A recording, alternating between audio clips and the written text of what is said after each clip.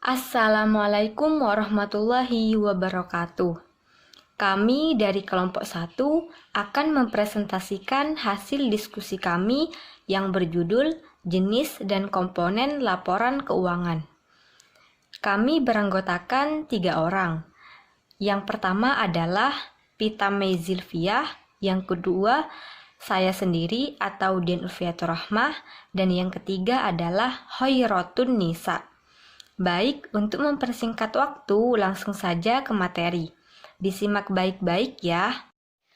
Sebelum masuk ke jenis-jenis dan komponen laporan keuangan, saya akan menjelaskan mengenai pengertian laporan keuangan. Laporan keuangan adalah catatan informasi keuangan suatu perusahaan pada suatu periode tertentu yang dapat digunakan untuk menggambarkan kinerja perusahaan tersebut. Laporan keuangan bertujuan untuk menyediakan informasi yang menyangkut posisi keuangan kinerja serta perubahan posisi keuangan suatu perusahaan yang bermanfaat bagi sejumlah besar pemakai dalam pengambilan keputusan. Laporan keuangan ini meliputi yang pertama neraca, kemudian laporan laba rugi, laporan perubahan modal atau ekuitas, yang keempat laporan arus kas, dan yang kelima catatan atas laporan keuangan. Kemudian yang pertama, neraca. Pengertian neraca adalah laporan yang menyajikan sumber-sumber ekonomis dari suatu perusahaan atau aset kewajiban-kewajiban atau utang dan hak para pemilik perusahaan yang tertanam dalam perusahaan tersebut atau modal pemilik suatu saat tertentu. Maksudnya adalah menunjukkan keadaan keuangan pada tanggal tertentu, biasanya pada saat tutup buku. Neraca harus disusun secara sistematis tentang aktiva atau aset, utang atau liabilitas, dan modal sendiri dari suatu perusahaan pada tanggal tertentu sehingga dapat memberikan gambaran mengenai posisi keuangan perusahaan. Neraca itu meliputi beberapa komponen. Yang pertama, aktiva berwujud, yang kedua aktiva tidak berwujud, kemudian aktiva keuangan, investasi yang diperlukan, persediaan barang gitu, terus piutang usaha dan piutang lainnya, kas dan setara kas. Kemudian yang ke-8 hutang usaha dan hutang lainnya. 9 kewajiban dan diestimasi. Ke-10 kewajiban berbunga jangka panjang, dan yang terakhir itu meliputi komponen modal saham. Selanjutnya contoh neraca dalam laporan keuangan. Di sini ada Salon Anggi per 31 Januari 2013. Yang pertama akun kas masuk di debit, kemudian piutang sewa tinda masuk di debit, perlengkapan masuk di debit, inventaris kantor masuk di debit, akumulasi penyusutan inventaris masuk di debit, tapi itu dikurung, itu nanti kalau jumlah dikurangin itu. Terus peralatan salon masuk di debit, akumulasi penyusutan peralatan juga masuk di debit, peralatan tenda masuk di debit, akumulasi penyusutan peralatan tenda masuk di debit, sewa gedung dibayar di muka masuk di debit. Kemudian utang usaha itu maksudnya di kredit, modal juga di kredit, laporan bulan berjalan juga maksudnya di kredit.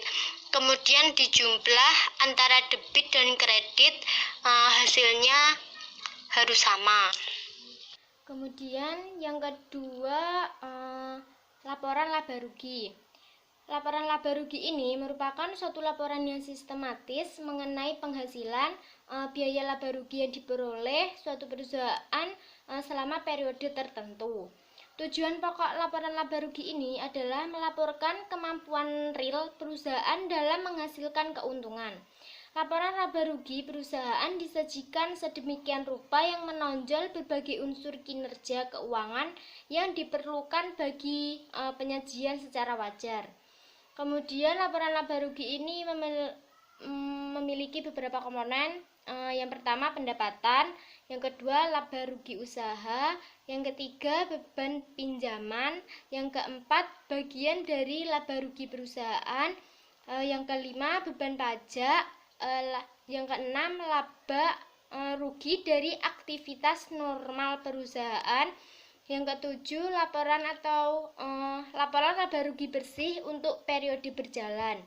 Jadi semuanya itu masuk ke dalam laporan laba rugi. Contoh dari laporan laba rugi. Contoh berikut adalah laporan laba rugi untuk bulan yang berakhir 31 Agustus 2019. Yang pertama yang harus dicatat adalah pendapatan jasa. Pendapatan jasa di sini senilai 5 juta. Lalu beban-beban. Yang pertama beban gaji senilai 500.000, beban sewa 200.000, beban iklan 150.000, beban perlengkapan 400.000, beban penyusutan peralatan 340.000, beban rupa-rupa 200.000. Lalu total semua beban adalah 1.790.000. Lalu laba bersih, yaitu pendapatan jasa yang tadi dikurangi dengan total beban. Pendapatan jasa 5 juta dikurangi dengan total beban 1.790.000. Diperoleh laba bersih senilai 3.210.000. Jadi laba bersihnya adalah 3.210.000. Baik, saya akan menjelaskan mengenai laporan perubahan ekuitas atau laporan perubahan modal. Laporan perubahan ekuitas menggambarkan peningkatan atau penurunan aktiva bersih atau kekayaan selama periode yang bersangkutan. Perusahaan harus menyajikan laporan perubahan ekuitas sebagai komponen utama laporan keuangan. Laporan perubahan ekuitas terdiri dari komponen-komponen berikut. Yang pertama, laba atau rugi bersih pada periode yang bersangkutan.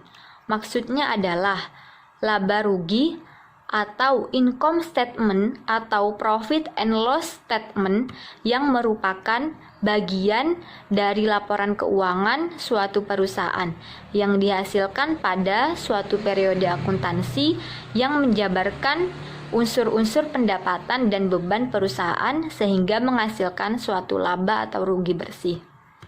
Yang kedua, setiap pos pendapatan dan beban keuntungan atau kerugian.